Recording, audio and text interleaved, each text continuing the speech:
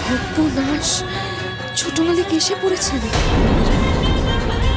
এই দ্রোণ, কোথায় যাচ্ছিস? আরে আমাদের ভেতরে খুঁজতে হবে। চিনি কোথায়? চল।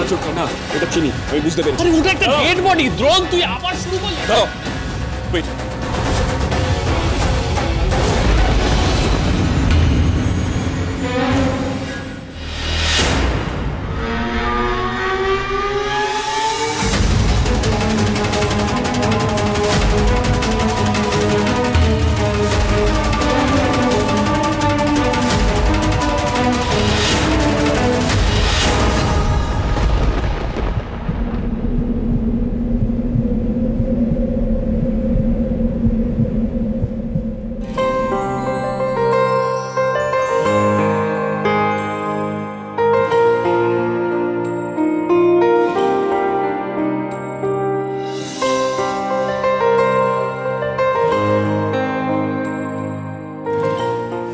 চিনি,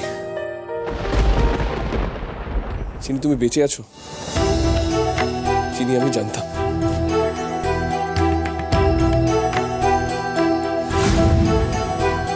চিনি, আমি জানতাম যে যাই বলুক, যে যাই করুক, তুমি আমাকে ছেড়ে কোনোদিন যেতে পারো না।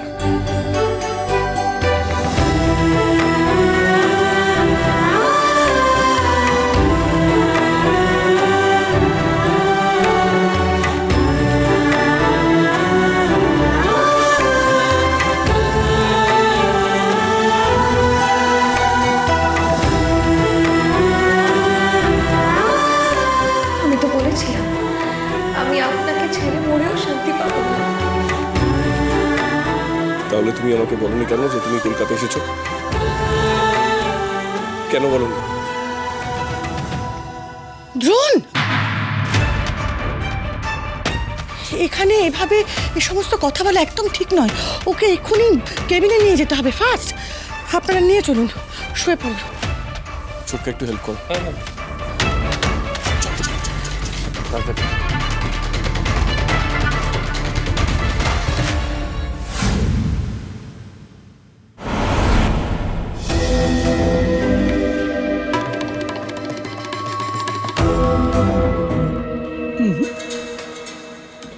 দিদি কিছু একটা লুকোচ্ছে,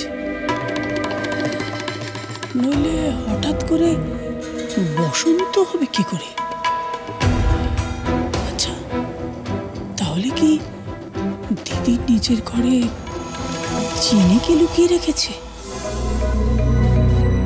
এদিকে তীর্থ ঠিক করা লোক তো খুব বড়াই করলো, নিজের হাতে নাকি চিনিকে কাশীর শ্মশানে দাহ করেছে।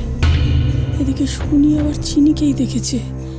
আর আমি তাহলে কাকে দেখলাম? না, দিদির পেট থেকে কথা বের করতে হবে।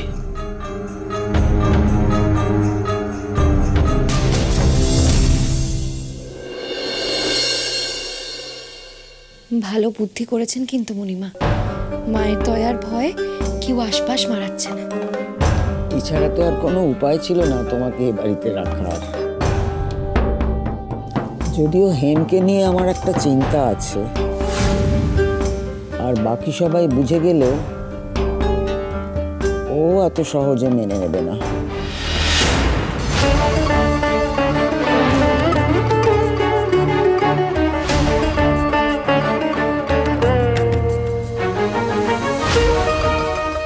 আচ্ছা, তখন থেকে তুমি কি করছো বলো তো?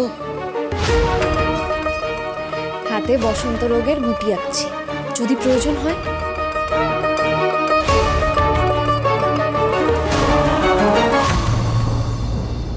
না, বেশি বাড়াবাড়ি করা ঠিক না। দিদি সত্যি যদি বসন্ত হয়ে থাকে, মারাত্মক ছোঁয়াচে রোগ, আগে বাইরে থেকে সবটা আঁচ করতে হবে।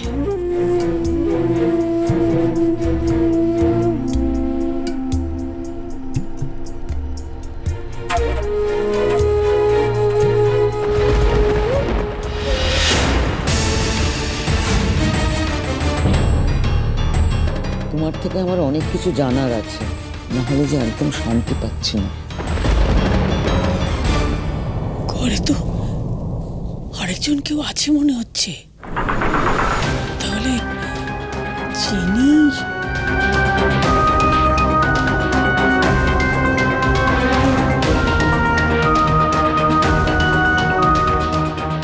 আড়ি পাচ্ছে, নয় তো? ও মা গো, আমার যে বড্ড কষ্ট হচ্ছে, আমার খুব খিদে পেয়েছে, দুটো খেতে দাও না কেউ। 8 বছর নিম পাতা দিয়ে যাও কেউ। এই বুড়ো মানুষটাকে একা একা ঘরে ফেলে রেখেছো কেন?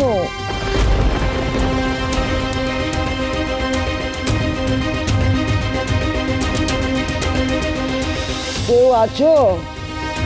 না, দিদি একা আছে কিনা জানতেই হবে। এসেছে যখন সন্দেহ নিরসন করেই তবে যাব।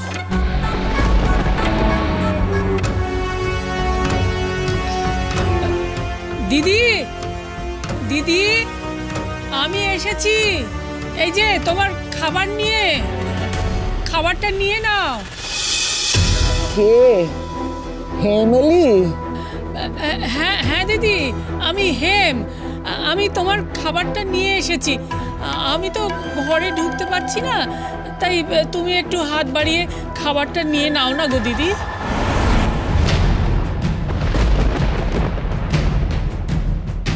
এইবার খাবার তো তোমাকেই নিতে হবে দিদি, তাহলেই আমি বুঝে যাব বসন্তটা রোগ না ভনিতা।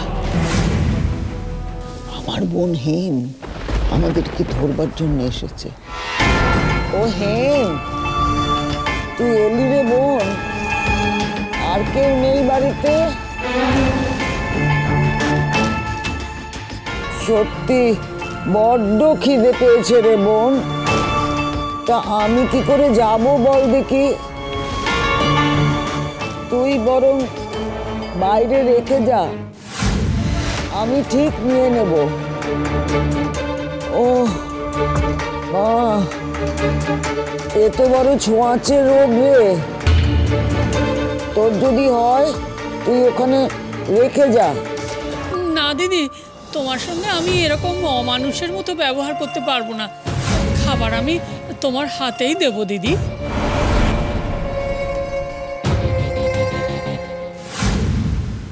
আমি বলছি দ্রোণ, ওখানে রাখলে চিন্ময়কে বাঁচানো যেত না। অফিসার ঘোষালের কাছে আমি চিরকাল কৃতজ্ঞ থাকব, কিন্তু ম্যাম আমি একটা কথা বুঝতে পারছি না, এত ভয়ঙ্কর ব্লাস্টের থেকে চিনি রক্ষা পেল কি করে? হ্যাঁ, সেটা কিন্তু আমারও জানা হয়নি, শোনা হয়নি। চিন্ময়, বড় দাদুর জন্য বরফ আনতে গিয়ে শুনলাম বড় রাস্তায় কেউ আমার জন্য অপেক্ষা করছে। আমি ভাবলাম ফুলন মাঝি কিছু পাঠিয়েছে। মনে হয়েছিল ফুলন মাঝিরা জানতে পেরে গেছে যে আমরা বড় দাদুর পরিবার, তাই হয়তো সুটকেস আর ডকুমেন্ট ফেরত পাঠিয়েছে। বাইরে দেখি সত্যি একটা গাড়ি দাঁড়ানো। এই তো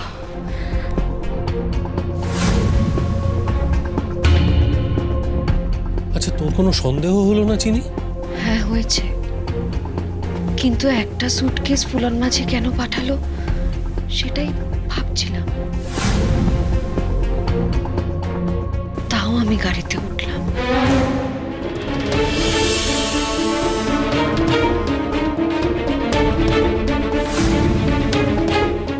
তারপর তারপর গাড়িতে উঠতেই কেমন যেন একটা ঘড়ির টিকটিক আওয়াজ পেলাম। তাই আমার সন্দেহ হলো, বন্ধ গাড়িতে লোক নেই, ঘড়ি নেই, এমন আওয়াজ আসছে কোত্থেকে?